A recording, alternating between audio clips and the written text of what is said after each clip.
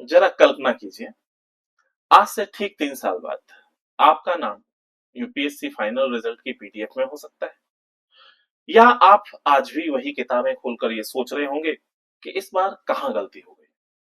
सबसे दुख की बात जानते हैं, ज्यादातर लोग मेहनत की कमी से नहीं हारते, वो हारते हैं क्योंकि उन्होंने गलत टाइमलाइन को फॉलो किया, उसके हिसाब से तैयारी की।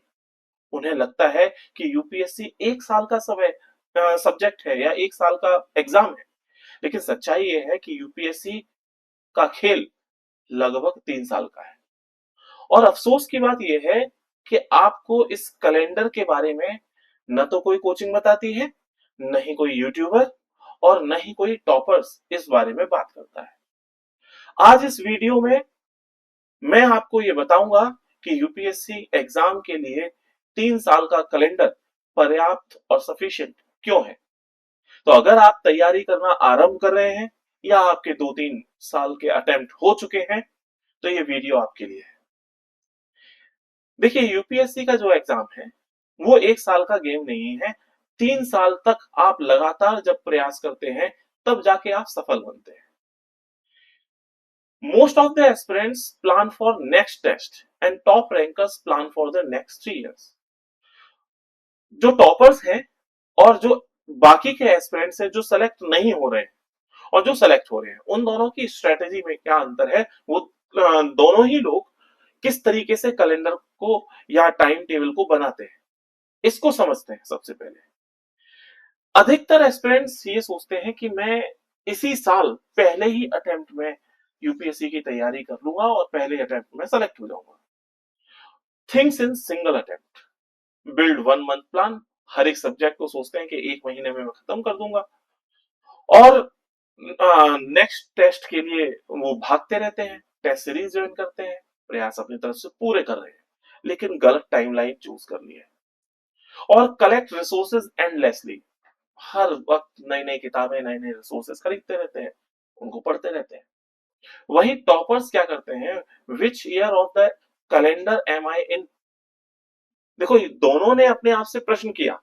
मोस्ट ऑफ द एस्पिरेंट्स जो सेलेक्ट नहीं हो रहे हैं उन्होंने प्रश्न किया कि मैं इस साल, जैसे 2026 है तो अब 2027, मैं 2027 में सेलेक्ट हो जाऊंगा, ये इनके सोचना है।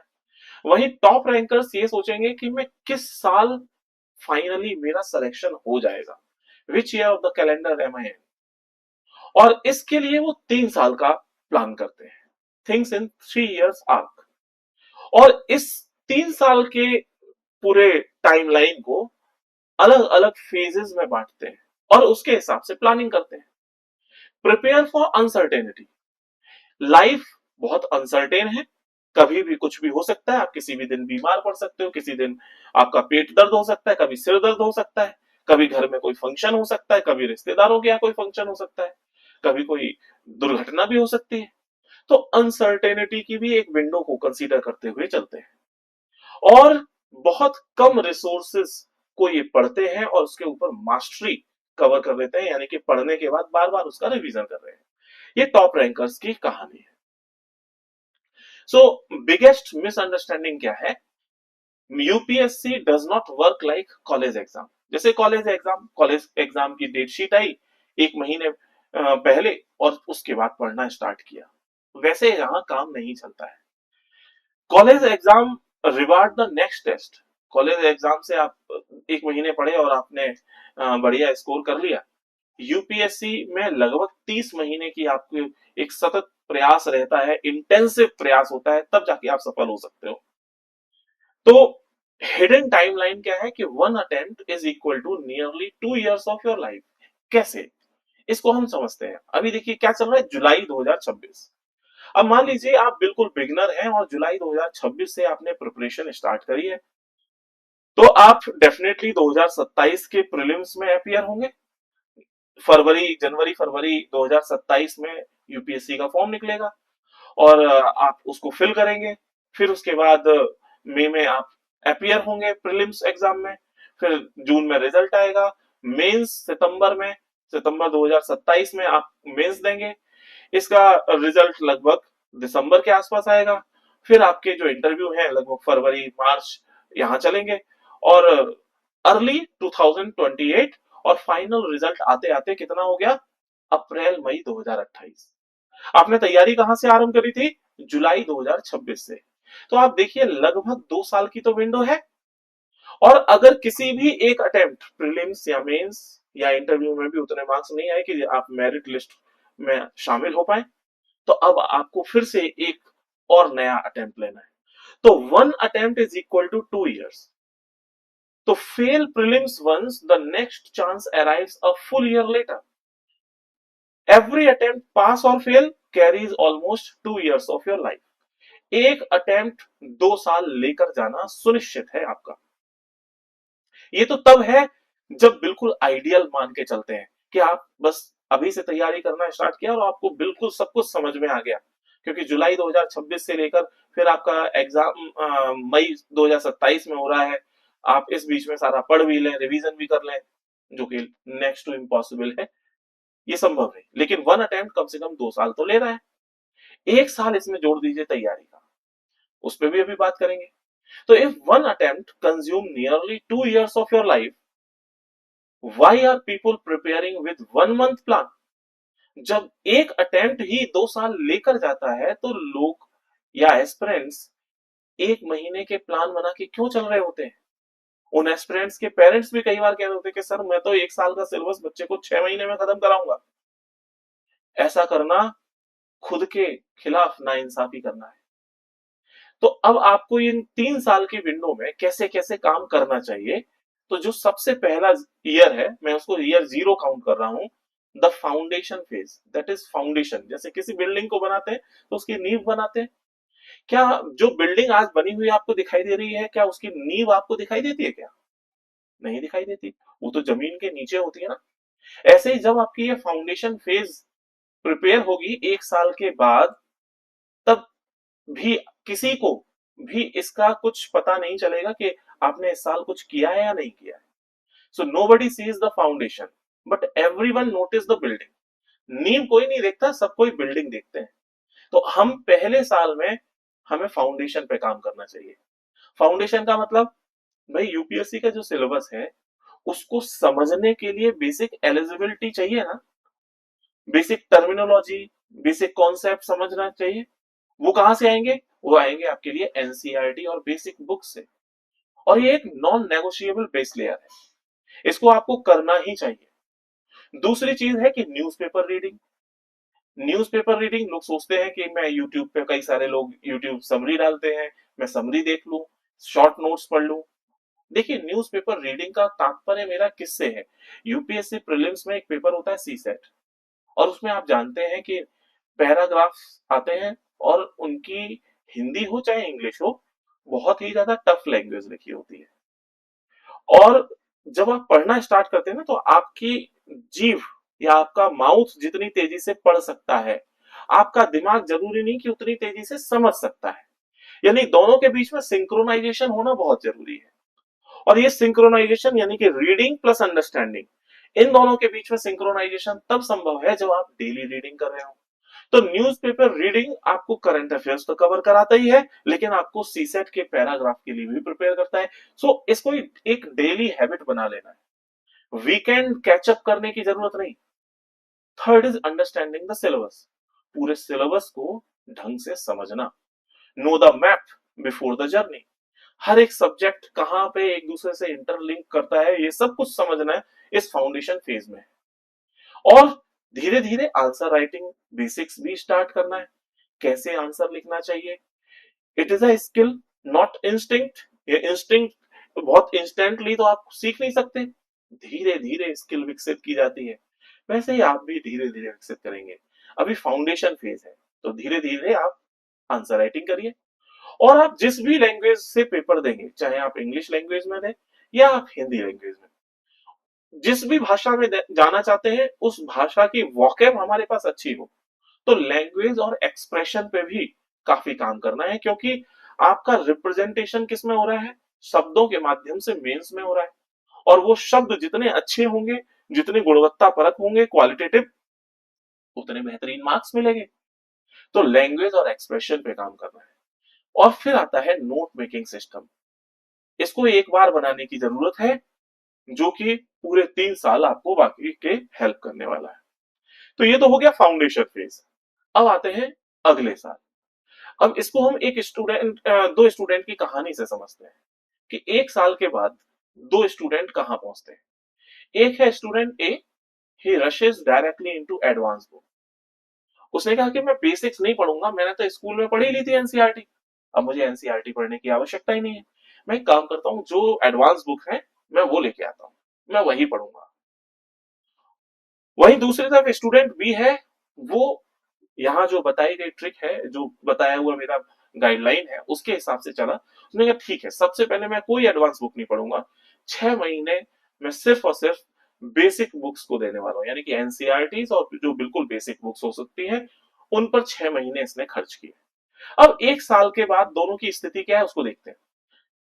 चूंकि इसने एडवांस बुक से स्टार्ट किया था स्टूडेंट ए ने, अब जब आपको खेलना आता नहीं और आप पिच पर खड़े हो गए, बाउंसर सिर पे से जा रही हैं, या तो अपना सिर फोड़ोगे या फिर शरीर का कोई भाग वहां पे चोट लगेगी, यही होगा, खेलना तो आया ही नहीं। तो यहाँ पे क्या होगा, ये एडवांस बुक जब आपने पढ़ना स्टार्ट करी या स्टूडेंट ए ने पढ़ना स्टार्ट करी, कुछ समझ में आ नहीं रहा, फ्रस्ट्रेशन, बोरिंग। अब नतीजा, आप फिर और किताबों के पीछे भागोगे। Has read more books but understand fewer concept deeply. वो बहुत सारी बुक्स लेता है लेकिन बहुत कम कॉन्सेप्ट समझ पाता है। लेकिन वही स्टूडेंट बी ने बेसिक्स को 6 महीने टाइम दिया, इसके बेसिक्स फाउंडेशन बहुत अच्छा हुआ, इसने बहुत कम किताबें पढ़ी लेकिन इसके कॉन्सेप्ट बेहतर हो गए। तो अब आप गैस कीजिए, who performs better in mains. Definitely student B का ही परफॉर्मेंस सबसे अच्छा होगा। तो 1 साल के बाद ईयर 1 में क्या करना है, this is the attempt year, क्योंकि आपने अब बेसिक्स पूरा तैयार किया है, फाउंडेशन आपका अच्छा हो गया। अब अटेम्प्ट ईयर में आते हैं, वन मिशन कि हम कम से कम इंटरव्यू तक पहुंच जाए। और इसमें आपने अपना डेली का टाइम टेबल बनाया है कि मॉर्निंग में मैं करंट अफेयर्स पढ़ूंगा न्यूज़पेपर से, फिर आफ्टरनून में मैं जीएस सब्जेक्ट करूंगा, और इवनिंग में ऑप्शनल सब्जेक्ट को फोकस करूंगा, नाइट में रिवीजन करूंगा, वीकली आंसर राइटिंग प्रैक्टिस करूंगा, मंथली मॉक टेस्ट जरूर दूंगा और अपनी इंप्रूवमेंट लाने की कोशिश करूंगा। Nothing random, no book collecting, no Telegram addiction, ये कोई भी बुरी लत आप नहीं पालते इस साल में। तो success does not come from consuming information, it comes from revising it. अच्छा, सफलता जो है ये ज्यादा इंफॉर्मेशन गैदर कर लेने से नहीं मिलती, ज्यादा से ज्यादा रिवीजन करने से सफलता मिलती है। ठीक है, तो अब यहां पर हम साइकोलॉजी ऑफ प्रिपरेशन के बारे में भी बात करते हैं। Why revision feels boring and wins anyway. इसको हम एक और एग्जांपल से समझते हैं, फिर इसके बारे में बात करेंगे। देखिए, आपको खाना क्या अच्छा लगता है, छोले भटूरे, मोमोज, चाट, पकोड़े, टिक्की, गोलगप्पे, कुछ ये चटपटा खाने का बड़ा मन करता है ना, ये बहुत इंटरेस्टिंग लगता है, पिज्जा, बर्गर, ये सारी चीजें, ये खाना बहुत अच्छा लगता है। लेकिन क्या ये खाना आपके हेल्थ के लिए अच्छा है? नहीं। वही दूसरा आपके लिए कौन सा खाना अच्छा है? ग्रीन वेजिटेबल्स, ग्रीन सैलेड, दाल, ये सारी चीजें आपके लिए अच्छा है। ये आपको बोरिंग खाना लगता है ना? तो जो चीज बोरिंग है वो आपको आपके सेहत के लिए अच्छी है, और जो चीज जिसमें आपको इंटरेस्ट आ रहा है, जिससे लगता है कि इससे मेरा पेट भरता है, मन भी भरता है, वो वास्तव में खतरनाक है। अब यही कॉन्सेप्ट यहां पर अप्लाई करिए कि आपको कौन कौन से काम प्रोडक्टिव लगते हैं। बाइंग न्यू बुक्स, जब नई किताब खरीदते हैं तो लगता है मैंने कुछ आज प्रोडक्टिव वर्क किया है। वॉचिंग न्यू स्ट्रेटेजी वीडियोस, नए नए स्ट्रेटेजी वीडियोस देखना, वो प्रोडक्टिव लगता है। चेजिंग द परफेक्ट रिसोर्स, और हमेशा परफेक्ट रिसोर्स के पीछे भागते रहना, ये सब काम करना आपको बड़ा ऐसा लगता है कि इस काम को कर लिया, मींस बहुत प्रोडक्टिव दिन गया है मेरा आज। जबकि आपको वास्तव में करना क्या चाहिए, जो करना चाहिए वो आपको बोरिंग लग सकता है, और ये बोरिंग काम आपको तब तक करना है जब तक कि आपका रिजल्ट ना मिले।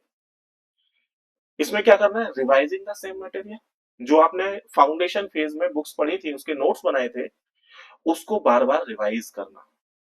Writing the same answer again, her answer में जो फीडबैक मिला है उसको फिर से बेहतर लिखने की कोशिश, फिर से बेहतर लिखने की कोशिश। रिपीटिंग मॉक टेस्ट वीकली, हर वीक मॉक टेस्ट को रिवाइज करते रहना है। तो boring work create extra ordinary rank. जो बोरिंग वर्क है वही आपको एक्स्ट्रा ऑर्डिनरी मार्क्स दिलाता है, जिससे आपको अच्छी रैंक मिलती है। अब आते हैं ईयर 2 यानी कि बिल्कुल first phase, foundation. Second was the attempt year and the third is hidden year after prelims. अब जब तीसरे साल आप प्रीलिम्स देने के लिए जिस साल अपियर हो रहे हैं, और आपका वो प्रीलिम्स क्लियर हो ही जाएगा डेफिनेटली, अगर आपने इस तरीके से पिछले 2 सालों को निकाला है। तो अब आपके पास प्रीलिम्स देने के बाद 3 महीने का एक विंडो है, जिसमें सितंबर ऑफ दैट ईयर आपको मेंस देना है। और सितंबर में जब आप मेंस दे देंगे, मेंस की प्रिपरेशन इस 3 महीने में हो जाएगी। मेंस देंगे, मेंस के बाद फिर आप इंटरव्यू प्रिपरेशन में लग जाएंगे, और लगभग दिसंबर जनवरी तक आपका रिजल्ट आएगा। फिर फरवरी मार्च आपका इंटरव्यू चलेगा, और लास्ट में मंथ जब अप्रैल मई होगा तब आपका रिजल्ट आएगा। वो एक वेटिंग पीरियड है। तो क्या आपको इंटरव्यू देने के बाद थम जाना चाहिए? नहीं। Results are uncertain. देखिए लाइफ बहुत अनसर्टेन है, कोई चीज फिक्स नहीं है। कब किसकी हाँ मृत्यु हो जाए किसी को पता नहीं, किसी का सिलेक्शन हो या ना हो ये भी किसी को नहीं पता। जो व्यक्ति, बड़ा इंटरेस्टिंग है, जो व्यक्ति जो टॉप करता है ना हर साल, उसको भी नहीं पता कि मैं इस साल टॉप करने वाला हूं या मुझे ये रैंक मिलने वाली है। तो रिजल्ट्स बहुत अनसर्टेन है। तो टॉप रैंकर्स क्या करते हैं, वो अपनी तैयारी को बिल्कुल नहीं रोकते। अगर सिलेक्शन हो गया तो फिर तैयारी रोक ही दी जाएगी, और अगर सिलेक्शन नहीं हुआ तो they are already ahead of next attempt. तो बाकी के एस्पिरेंट्स जो फेल होते हैं या जो सेलेक्ट नहीं हुए, वो अपनी तैयारी को बीच में ब्रेक कर देते कि अरे अब तो ठीक है, थोड़ा सा एंजॉय कर लेते हैं, रिलैक्स कर लेते हैं। यही इनकी गलती है। आप देखिए, गाड़ी जब रुकती है, चलती हुई गाड़ी को रोका, फ्यूल बर्न हुआ, अब दोबारा से आप जीरो स्पीड से फिर से उठाएंगे तो और सारा फ्यूल खर्च होगा। तो आप अगर कंटिन्यूअसली इसको चलने देंगे तैयारी को, तो आप बाकियों की तुलना में आगे हो गए। सो टॉपर्स क्या करते हैं, they are already ahead for the next attempt. वो रुकते नहीं है, तैयारी करते रहते हैं। And most student waste this waiting period entirely. इस वेटिंग पीरियड को पूरी तरीके से नष्ट कर देते हैं। यानी कि अप्रैल मई में ये एग्जाम रिजल्ट आ रहा है, अप्रैल में सिलेक्शन फाइनल पिछला 2 साल पहले का जो फॉर्म भरा था, और मई में इस साल का प्रीलिम्स होना है मई जून में। तो प्रिपरेशन की विंडो बहुत कम है। तो जो टॉपर्स हैं, इंटरव्यू देने के तुरंत बाद प्रीलिम्स की तैयारी में लग जाते हैं। Top rankers treat it as invisible preparation time, और ये एक ऐसा इनविजिबल प्रिपरेशन टाइम होता है जो सिर्फ टॉप रैंकर्स के द्वारा ही यूज किया जाता है। आपको भी करना चाहिए। एक और एग्जांपल देखते हैं वेटिंग पीरियड टेस्ट का। Candidate A celebrate for 4 month straight. Candidate B keeps studying 2 hours daily. हर दिन कम से कम 2 घंटे पढ़ता रहा। दोनों का ही सिलेक्शन नहीं हुआ। मान लीजिए दोनों का ही सिलेक्शन नहीं होता, लेकिन एक कैंडिडेट है जिसने प्रीलिम्स मेंस दिया, मेंस देने के बाद फिर वो उसने इंटरव्यू की प्रिपरेशन करना स्टार्ट हुई की, और अपनी तैयारियों में ढील दे दी, और इंटरव्यू देने के बाद बिल्कुल पढ़ना लिखना छोड़ दिया कि इस साल तो सिलेक्शन हो ही जाएगा। कैंडिडेट भी वही है, उसने भी इंटरव्यू दिया, लेकिन ये लगातार 2 घंटे पढ़ता रहा। 2 घंटे से कम इसने बिल्कुल भी ऐसा नहीं गया कोई दिन जिस दिन इसने पढ़ाई ना की हो। भले ये उस साल सेलेक्ट ना हो, लेकिन अगले साल जब ये मई में प्रीलिम्स होगा, तो आप सोचिए कौन सा कैंडिडेट, कैंडिडेट बी और कैंडिडेट ए में कौन सा प्रीलिम्स में दोबारा सेलेक्ट होने के ज्यादा नजदीक होगा, सफल होने की संभावना ज्यादा होगी? कैंडिडेट बी की।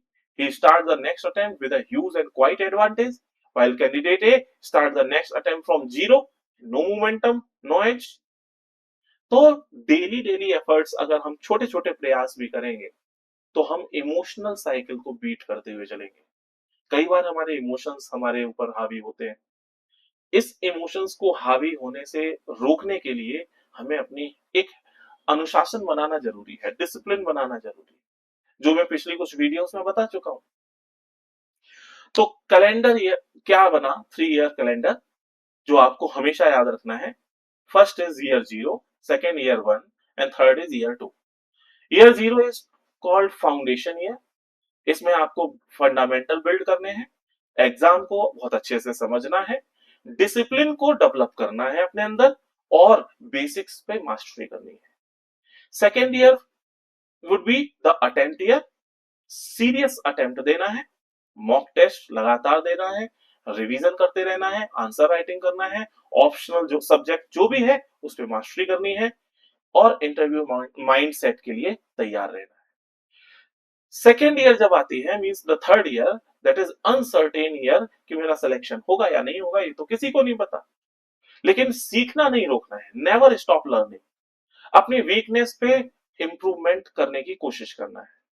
प्रिपेयर फॉर अनसर्टेनिटी, कि अगर सिलेक्शन नहीं हुआ तो मेंटली भी तैयार रहिए कि मेरा सिलेक्शन नहीं भी हो सकता है, क्योंकि कोई संभावना, ये तो प्रोबेबिलिटी का गेम है। बिल्ड बैकअप स्किल, और अपनी बैकअप स्किल्स पे भी काम करिए कि आप अगर बहुत ज्यादा अटेम्प्ट हो चुके हैं तो आप इसके अलावा और क्या काम कर सकते हैं। और साथ ही अपनी हेल्थ, उस पर भी ध्यान दीजिए, क्योंकि हेल्थ इज वेल्थ। सबसे पहला सुख निरोगी काया। तो आपने कुछ चीज यहाँ पर अगर नोटिस करी हो तो मुझे कमेंट बॉक्स में बताइए। ये जो कैलेंडर है, it is not only about UPSC. ये केवल यूपीएससी को टारगेट नहीं कर रहा है, it is about becoming someone capable of clearing it. ये आपकी या एक एस्पिरेंट की कैपेबिलिटी, कैपेसिटी बिल्डिंग का काम कर रहा है, कि आप इतने बड़े हो जाओ कि ये एग्जाम अपने आप बीट हो जाए। एक लाइन खींच दी मैंने बोर्ड पे और आपसे कहा कि बिना इसको बिगाड़े इसको छोटा करो, तो आपने क्या किया, एक बड़ी लाइन उसके सहारे खींच दी, उस लाइन को छोटा कर दिया। तो ये जो 3 साल की कैलेंडर है यूपीएससी प्रिपरेशन का, ये आपको इसी तरीके से एक एग्जाम से बड़ा आपको बना देता है, आपकी कैपेसिटी, कैपेबिलिटी को बढ़ा देता है, जिससे कि फिर वो यूपीएससी का कोई भी एग्जाम आपको रोक नहीं सकता। So UPSC does not select the smartest people. ये स्मार्टेस्ट पीपल को सेलेक्ट नहीं करता, it select the people who can remain consistent longer than everyone else. वो ऐसे स्टूडेंट्स को, ऐसे एस्पिरेंट्स को सेलेक्ट करता है जो निरंतर लगातार चलता रहता है। खरगोश और कछुए वाली कहानी आपको याद होगी। खरगोश कितना तेज है, बहुत स्मार्ट है दौड़ने में, लेकिन कछुआ वो स्मार्ट नहीं है, बट वो कंसिस्टेंट था। खरगोश बीच में सो गया था। ये कोई आईक्यू टेस्ट नहीं करता आपकी ये एग्जाम, नहीं आपके टैलेंट को देखता है, नहीं ये देखता है कि आपने कितनी महंगी कोचिंग करी। एक चीज मायने रखती है, वो है consistency. So before you close this video, right 3 question on a paper. एक A4 शीट लीजिए और 3 क्वेश्चन लिखिए। अपने आप से ऑनेस्टली पूछिएगा। पहला क्वेश्चन है कि which year am I actually in, मैं किस साल फाइनली सेलेक्ट हो जाऊंगा, उसका आंसर वहां पे लिखिए। उसमें अपने फाउंडेशन, अटेम्प्ट और रिकवरी कितनी अच्छी तरीके से चल रही है, आप कौन से फेज में है, ऑनेस्टली अपने बारे में वहां पर बताइए। दूसरा प्रश्न है what should I stop doing immediately, मुझे क्या करना एकदम बंद कर देना चाहिए। रैंडम रिसोर्सेस, कोई भी रिसोर्स उठा के पढ़ने लगे, कोई भी बुक, कोई भी नोट उठा के पढ़ने लगे। बहुत ज्यादा सोचना, मैं ये बन जाऊंगा, फिर मैं ये करूंगा, मैं वो करूंगा, या मैं प्लान बना ले रहा हूं, मैं कल से उठाऊंगा। या अपने आप को किसी टॉपर से या किसी व्यक्ति से कंपेयर करते रहना। क्या रोकना चाहिए, इस बारे में ऑनेस्टली जवाब दीजिए। तीसरा है what single habit will I follow for 365 days, मुझे इन 365 दिन कौन सी एक आदत है जो लगातार फॉलो करती रहनी है। कोई भी एक्सक्यूज नहीं चलेगा, चाहे कोई भी बहाना, कोई भी स्थिति हो, हर दिन आपको वो हैबिट पूरी करनी है। 1 habit every day, no excuses. जब आप इन 3 के आंसर लिख लेंगे तो आपको आपकी वास्तविक स्थिति पता चल जाएगी। एक चीज देखिए, यहाँ मैं नीति मार्ग कंसल्टिंग इस चैनल के माध्यम से मैं आपको वो सारी बातें बता रहा हूं जो आपको कोई भी नहीं बताता है। और आप एक काम करिए, एक अलग से डायरी बनाइए, मैं आपको आप ही के द्वारा जांचने के लिए मैं बोलता हूं। ऑनेस्टली उन प्रश्नों के आंसर वहां पर लिखिए, आपको वो हेल्प करेंगे, आपकी तैयारी में आपको हेल्प करेंगे, और डेफिनेटली आपका सिलेक्शन होगा। So UPSC is not won in a few month, it won through years of discipline decision. 3 साल का डिसिप्लिन डिसीजन, और उसके ऊपर प्रॉपर एक्शन, वही आपको सिलेक्शन देता है. If this change the way you think about UPSC, then you can share it with anyone aspirant who is planning for this year. Thank you.